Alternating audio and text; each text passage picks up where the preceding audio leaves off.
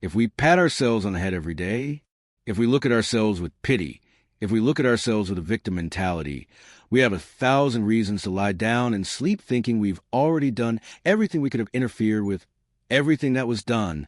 Human beings, when they enter into a context of self-pity, they stop growing. Oh, poor me.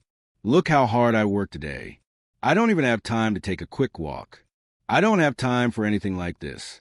Add something new to your life and do everything you can to make this thing you're hurting go away. So, you have a routine that's already heavy, I know, but add something that will improve your life, even if it's just a little. Look, from today on, half an hour of my day will be spent reading.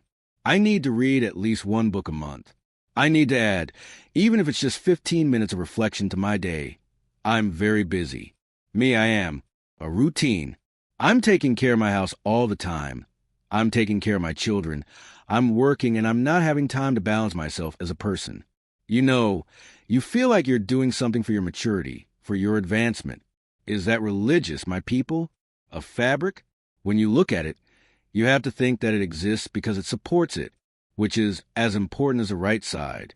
It's no use making a beautiful garment with quality fabric on the outside if you don't give it the same quality or a bit on the inside. Is that so? The human experience is the same thing, and we mature as we are able to articulate reality with it. The goal? No one can live without honey. Without goals, a human being won't go far. But the goal is always a factor that is linked to the ideal. So I want that for myself. But what do I recognize today? It doesn't give me the conditions to live the realization of this goal. So then you will equalize yourself in the time of commitment. But what about your goals? Don't they disregard your current process? I can't have a goal that disregards who I am. I need to tie my goals to my reality. And in reality, I can always intervene. But if from time to time someone doesn't take us out of common sense and present us with a new way of interpreting reality, we run the risk of becoming chained in pettiness, right? Of common sense. Thinking differently, thinking out loud was not Jesus' proposal. He did not change the minds of those I met.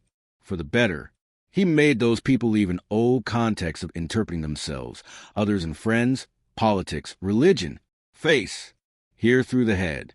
My heart only changes after the head thinks differently. And it is so important, my people, that you feel that you are not stagnant. So, know how to throw away all this arsenal of childishness that we often carry, allowing God to remove from our eyes those glasses that make us see a reality full of pretty little flowers. But that does not correspond to what is. Look at the other with truth. Yes, our expectations. Many times our encounters are not possible. Our loves are not possible. Is it because we love the other? We love.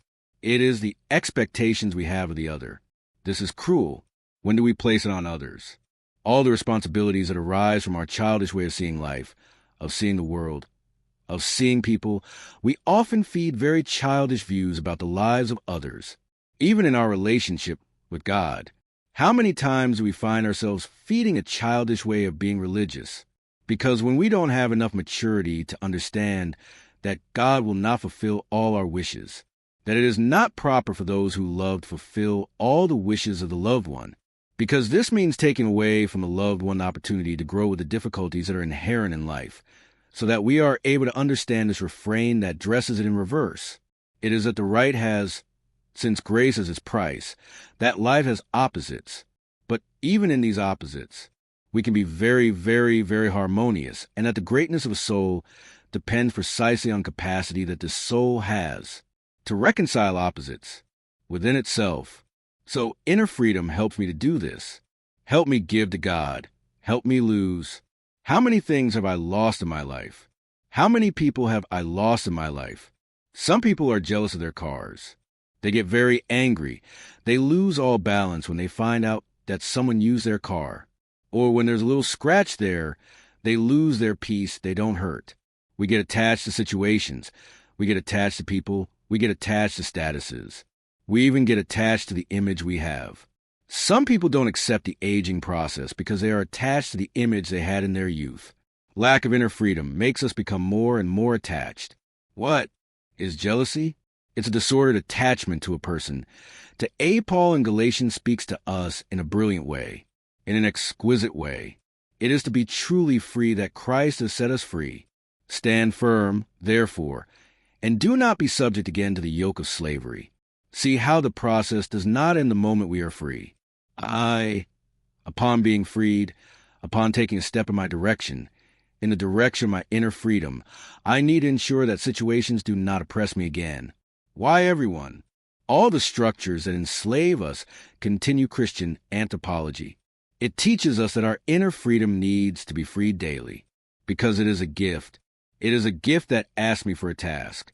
I do not receive it on a silver platter, not as they commonly say when things are very easy. God gave us freedom as a gift. I carry it within me. You carry it within you. We all receive it. Now, being free is something else. It's like having a plant that needs to grow. Through the care we give it, when you water it, when you fertilize it, so that all the potential that exists in the seed develops. And that seed can become the tree that potentially exists within. The same thing is freedom. Being able to say today, I am free. It's you assuming that you are in a process of liberation from your own freedom. My people, inner freedom. Perhaps it is the maximum value, the maximum flavor that a human being could experience. Being free internally makes everything easier. Even our ability to manage suffering can be observed. Many times we suffer because we are attached. We are not free. I cling to a table. I cling to a book. I cling to a success. I cling to a job. I cling to a person. And then I deprive myself of living my personal freedom. Then I begin to suffer. No one promised us it would be easy. No one promised us that everything would happen the way we want. No one promised us that our loves would be perfect. No one promised us that people would not betray us. No one promised us that we wouldn't lose the people we love. Not us. No one promised us that we wouldn't have to let go, deal with setbacks. Inner freedom, my people, it puts you at peace with life. You become easier to live with. You start to realize what really matters. Where do you have to put your effort? Sometimes we spend time in our lives dissatisfied, bitter because of nonsense. Why? Because we lack inner freedom. But my context enslaves me. I'm sorry, man. I only believe in freedom. What frees us, my people? What frees us? What is the lawyer who can free us from behind the bars of suffering? It's our convictions. It's what we think that sets us free.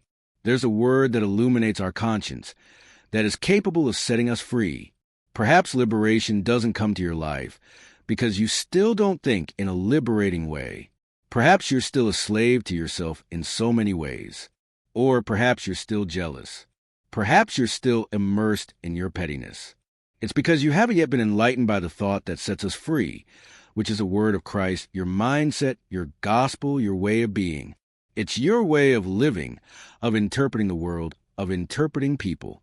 That's what sets us free. Living hurts. It's always painful. But is it possible to extract satisfaction from all this? And for that, the religious process, to help us understand this. It's so liberating when we understand that life is sacred, even when things happen that don't seem sacred. That even in the midst of misfortunes, we can give a religious meaning to all this, that we can understand this whole human process as a gift to be administered in a holy way. Today I want to receive life. I want to deal with this life with maturity because I buy it. I understand it as a process. Holy is holy. Living is sacred. Living. Christian motivation to God, all glory and praise.